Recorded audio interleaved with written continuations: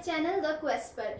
आइए जानते हैं इस सप्ताह में चल रहे देश दुनिया की कुछ अहम खबरों पर। तो चलिए शुरू करते हैं। महाराष्ट्र की ट्रेनी आईएएस पूजा खेडकर को भारतीय प्रशासनिक सेवा से निकाल दिया गया है। उन पर नाम बदलने, फर्जी डॉक्यूमेंट, नकली सर्टिफिकेट बनवाने समेत कई आरोप लगाए गए थे। पूजा खेडकर मामले की जांच के बीच यूपीएससी यानी संघ लोक सेवा आयोग को इस तरह की कई और शिकायतों का सामना करना पड़ा था। संघ लोक सेवा आयोग को काफी सख्त माना जाता है। यूपीएससी हर वर्ष कई बड़े पदों पर भर्ती करवाता है। देश की सबसे बेहतरीन सरकारी नौकरी के लिए कठिन परीक्षा ली जाती है और इसके बाद ही सबसे योग्य उम्मीदवारों को चुनकर आईएएस, आईपीएस, आईआरएस, आईएफएस आदि बनाया जाता है। पूजा खेडकर विवाद के बाद यूपीएससी को 30 और ऐसे कर्मचारियों की शिकायत मिली जिन्होंने अपने डॉक्यूमेंट्स के साथ छेड़छाड़ की थी।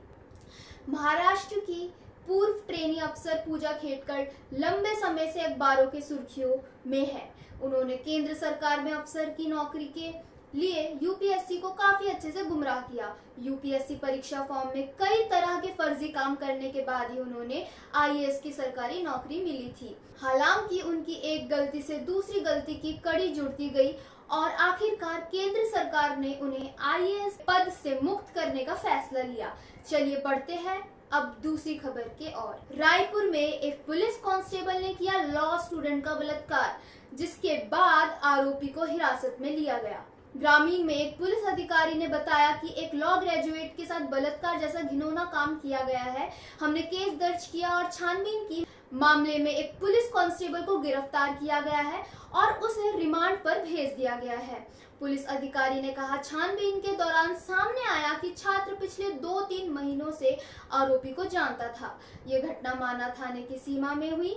घटना के बाद पीड़िता ने शिकायत दर्ज कराई और पुलिस ने कांस्टेबल को गिरफ्तार कर लिया है। पुलिस अधिकारी कीर्तन राठौर ने कहा कि शिकायत के बाद पुलिस के खिलाफ मामला लिया गया है। अधिकारी ने आगे बताया कि गिरफ्तार आरोपी को न्यायिक हिरासत में भेज दिया गया है और केस में आगे की जांच हो रही है। तो चलिए इसके बाद अब हम जानते हैं उज्जैन रेप केस के अपडेट्स के बारे में। बलात्कार का वीडियो बना रहा था सलीम, उज्जैन पुलिस ने लिया हिरासत में, छीना गया मोबाइल। मध्य प्रदेश के उज्जैन के कोयला फाटक क्षेत्र में महिला के साथ बलात्कार की घटना की वीडियो बनाने वाले आदमी को जेल में बंद कर दिया गया है। पुलिस अधिकारी नीतीश भार्गव ने बताया कि बुधवार को कोयला फाटक क्षेत्र में फुटपाथ पर फल का ठेला लगाने वाले लोकेश ने दिन दहाड़े एक महिला के साथ बलात्कार किया, जिसका वीडियो सोशल मीडिया पर वायरल हुआ था। पुलिस अभी आरोपी मोहम्मद सलीम से और पूछताछ करने में जुटी है। पुलिस आरोपी मोहम्मद सलीम से पूछताछ में जुटी है कि उसने मोबाइल से वीडियो क्यों बनाया और उसे सोशल मीडिया पर वायरल क्यों किया था। वहीं इस पूरे केस में उसका कोई और साथी भी शामिल था या नहीं, उसका भी छानबीन किया जा रहा है। पुलिस ने आरोपी का मोबाइल बरामद कर लिया है। मोबाइल की साइबर सेल द्वारा जांच की जा रही है। प्रियंका गांधी ने भी घटना पर जताई चिंता। दुष्कर्म के मामले को लेकर राजनीति काफी गर्मा रही है।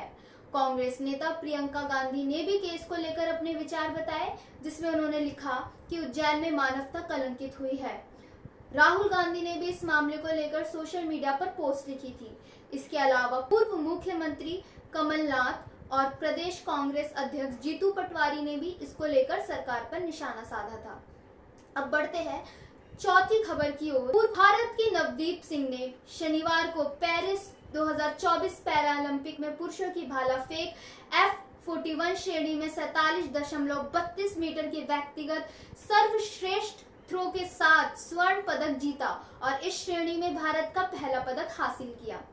नवदीप के पदक जीतने वाले थ्रो ने टोक्यो 2024 में पीपल रिपब्लिक ऑफ चाइना के सन पेंगजियांग द्वारा बनाए गए 47.13 मीटर के पैरा ओलंपिक रिकॉर्ड को भी मात दे दी। इस्लामिक रिपब्लिक ऑफ ईरान के सादिक बेत्सियाई ने स्वर्ण और खेलों के रिकॉर्ड को अपने नाम करने के अपने पेनल्टीमेट प्रयास में 47.64 मीटर के थ्रो के साथ भारतीय एथलीट को पीछे छोड़ दिया, लेकिन बाद में वह डिस्क्वालीफाई हो गए। नवदीप ने सादिक बेत्सियाई के प्रयासों को चुनौती देने का जिक्र करते हुए कहा, मुझे लगा कि मैं बेहतर कर सकता हूं और मैंने प्रयास किया। मेरे 6 में से 3 थ्रो 45 मीटर से आगे के थे, लेकिन मुझे अगली बार और बेहतर करने की उम्मीद है। नवदीप के पास शीर्ष स्थान पर फिर से कब्जा करने के 2 और अवसर थे, लेकिन वह इतनी दूरी तय करने में नाकामयाब रहे। पदक जीतने के बारे में नवदीप ने कहा, मुझे इसकी उम्मीद नहीं थी, मेरा लक्ष्य थोड़ा कम था, लेकिन मुझे उम्मीद थी, इसलिए ये अच्छा रहा। मैंने पहले थ्रो में फाउल किया, लेकिन मेरे कोच ने कहा कि ये एक अच्छा प्रयास था, इसलिए मैंने अगले प्रयास में बेहतर प्रदर्शन किया। इस स्पर्धा में पिछले चैंपियन संग पेंग जियांग ने 44.7 मीटर के सर्वश्रेष्ठ थ्रो के साथ कांस्य पदक जीता। वह इस साल की शुरुआत में विश्व पैरा एथलीट्स में स्वर्ण पदक विजेता भी रही। आपको बता दें कि छोटे कद वाले एथलीट F41 खेल में भाग लेते हैं। नवदीप टोक्यो 2024 पैरालंपिक में चौथे स्थान पर रहे थे और पोडियम से चूक गए। पिछले साल हांगझो में एशियाई पैरा खेलों में वह चौथे स्थान पर रहे थे। नवदीप ने आगे कहा, मेरे लिए यह पदक बहुत खास है, खासकर टोक्यो और एशियाई खेलों में चौथे स्थान पर रहने के बाद। एक कहावत है, एक एथलीट या तो जीतता है या तो वह सीखता है, इसलिए मैंने उन चौथे स्थान के बाद सुधार करने और अंतराल को भरने के लिए कड़ी मेहनत की। तो चलिए अब बढ़ते हैं अगली खबर की ओर। चेन्नई में नाबालिग बलात्कार पीड़िता के माता पिता ने लगाया थाने में मारपीट का आरोप। पुलिस ने किया इनकार। 10 वर्षीय बलात्कार पीड़िता के माता पिता ने पुलिस स्टेशन में मारपीट का आरोप लगाया है। हालांकि पुलिस ने पीड़िता के परिजनों के आरोपों से साफ साफ मना कर दिया। चेन्नई में 10 वर्षीय बलात्कार पीड़िता के माता पिता ने आरोप लगाया है कि 31 अगस्त को पुलिस ने उन्हें पीटा और घंटों तक पुलिस स्टेशन में कैद रखा। हालांकि पुलिस ने आरोपों से इनकार कर दिया। जानकारी के मुताबिक 30 अगस्त को बच्ची की मां ने स्कूल के बाद अपनी बेटी से तेज गंध आती देखी। इसके बाद कुछ गड़बड़ होने का संदेह होने पर वे बच्ची को पास के एक स्थानीय क्लिनिक में ले गए। वहां के चिकित्सकों ने यौन शोषण का संदेह बयां किया और परिवार को एक सरकारी अस्पताल में रेफर कर दिया। एफआईआर के मुताबिक मां ने शुरू में अपने पति से इसके बारे में पूछा नहीं, लेकिन बाद में लड़की की मां ने मेडिकल जांच की डिमांड रखी। जांच के बाद डॉक्टरों ने बताया कि लड़की के साथ यौन उत्पीड़न की गई है। लड़की के पिता ने यह भी दावा किया कि अधिकारियों ने उनकी पत्नी के खिलाफ जवाबी शिकायत दर्ज करने की धमकी दी। वीडियो में पिता को यह कहते हुए सुना गया कि उन्होंने मेरी पत्नी के व्यवहार पर सवाल उठाए और मेरे खिलाफ एफआईआर दर्ज करने की भी धमकी दी। वीडियो में नाबालिग की मां ने भी आरोप लगाया कि पुलिस ने उसके साथ मारपीट की और उसके चरित्र पर सवाल उठाया। तो चलिए बढ़ते हैं अंतर्राष्ट्रीय खबरों पर। पाकिस्तान के इस्लामाबाद प्रशासन ने 8 सितंबर को पाकिस्तान तहरीक-ए-इंसाफ पीटीआई की जनसभा से पहले शनिवार और रविवार की मध्यरात्रि तक राजधानी शहर के आंतरिक और बाहरी मार्गों को अवरुद्ध कर दिया है। सूत्रों से पता चला है कि पुलिस पूरे जिले में पीटीआई नेताओं और स्थानीय कार्यकर्ताओं को भी गिरफ्तार कर हिरासत में ले सकती है। पुलिस ने गश्त बढ़ा दी है और सभी पुलिस स्टेशन को हाई अलर्ट पर रखा है। पुलिस सूत्रों के अनुसार कानून लागू करने वाले पुलिस अधिकारी मोटरसाइकिल सवारों पर भी नकेल कस रहे हैं। अब चलिए बढ़ते हैं लखनऊ की ओर। लखनऊ में शनिवार शाम में बिल्डिंग हादसे में अब तक 8 लोगों की जान जा चुकी है। 27 लोग घायल अवस्था में हैं। एसडीआरएफ एनडीआरएफ के 100 से अधिक जवान 22 घंटे से रेस्क्यू ऑपरेशन में लगे हुए हैं। बारिश के बीच रेस्क्यू ऑपरेशन चल रहा है। इधर सीएम योगी लोक बंधु अस्पताल पहुंचे और घायलों से बात करी, डॉक्टरों को बेहतर इलाज के लिए प्रोत्साहित किया। शनिवार शाम ट्रांसपोर्ट नगर में 3 मंजिला बिल्डिंग हर मिलाप टावर भर भराकर गिर गई थी। एसडीआरएफ की 2 और एनडीआरएफ की 4 टीमों ने पूरी रात भर रेस्क्यू ऑपरेशन चलाया। मलबा इतना अधिक था कि बगल की बिल्डिंग की दीवार कटर से काटकर रास्ता बनाया गया, तब जाकर टीम को अंदर जाने का मौका मिला।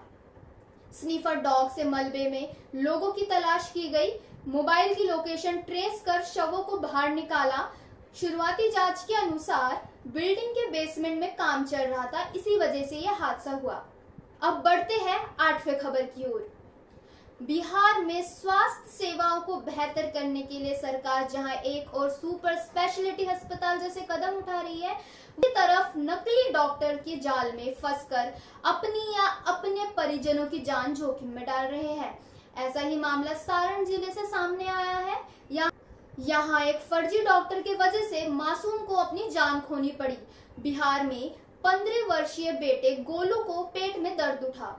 इस पर उनके पिता ने उसे गड़खा मोती राजपुर धर्मबागी स्थित गणपति सेवा सदन के चिकित्सक अजित कुमार गिरी के पास ले गए। उन्होंने बताया कि गोलू को पथरी है और ऑपरेशन करना पड़ेगा। पीड़ित पिता भी उसकी बातों में आ गया और ऑपरेशन के लिए वही गोलू को भर्ती करा दिया गया।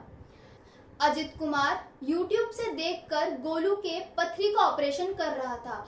इस दौरान मरीज की तबीयत और बिगड़ने लगी। जल्दबाजी में अजित अपने ही एम्बुलेंस से गोलू को पटना लेकर निकल गया, लेकिन बीच रास्ते में ही उसकी मौत हो गई। इस घटना के बाद परिवार में शोर मच उठा। वहीं गणपति सेवा सदन के संचालक और उसके कर्मी रास्ते से भाग गए। इसके बाद परिजन रोते बिलखते शव को लेकर नर्सिंग होम पहुंचे और फिर हंगामा करने लगे। परिजनों ने अब गड़खा थाने में फर्जी डॉक्टर के लिए केस फाइल किया है। अगली खबर दिल्ली के ही कन्नाट प्लेस की है। पुलिस अधिकारियों ने शनिवार को जानकारी दी कि कन्नाट प्लेस में एक 45 वर्षीय बेघर व्यक्ति की एक कार से टक्कर लगने के बाद मौत हो गई। पुलिस ने बताया कि ड्राइवर को तुरंत गिरफ्तार कर लिया गया है। पीड़िता की पहचान लेखराज के रूप में हुई, जिसे सीपी के आउटर सर्कल में 12 खंबा रेडियल रोड के पास सड़क पार करते समय कार ने टक्कर मार दी थी। अधिकारियों के मुताबिक लेखराज को लेडी हार्डिंग मेडिकल कॉलेज ले जाया गया, जहां उसे मरा हुआ घोषित कर दिया गया। जब पुलिस मौके पर पहुंची तो 28 वर्षीय आरोपी शिवम दुबे अभी भी वहीं खड़ा था। एक पुलिस अधिकारी ने बताया, हमने उसी समय ही गिरफ्तार कर लिया। इसके बाद हमने इलाके के सीसीटीवी फुटेज के जांच करके पता लगा कि वे ही अपराधी है।